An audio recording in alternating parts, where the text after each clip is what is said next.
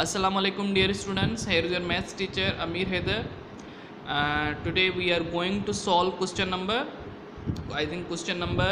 6 from exercise 4, which is regarding subtraction of binary numbers.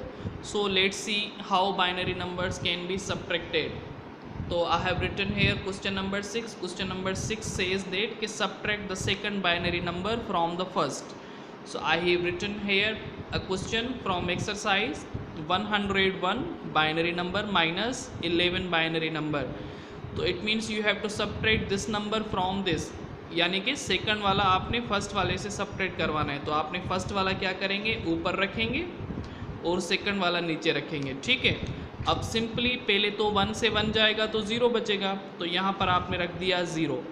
अब ये है 10, 1 सब्ट्रैक्ट हो गया, अब यहाँ पर 10 और 10 का जो डेसिमल नंबर आता है वो आता है 2, यानी कि 2 से 1 माइनस करेंगे तो आपके पास 1 बचेगा। सब्ट्रैक्शन बाइनरी नंबर्स की इस तरह से होती है। ठीक है, तो अब जो आपका होमवर्क जाता है वो ये जाता है कि क्वेश्चन नंबर 5 कम्प्लीटली क्या करना है, आपने सॉल्व करना है। यानी कि एक्सरसाइज 4 का क्वेश्चन नंबर 5 कम्प्लीटली सॉल्व करके व्हाट्सएप ग्रुप में शेयर करेंगे।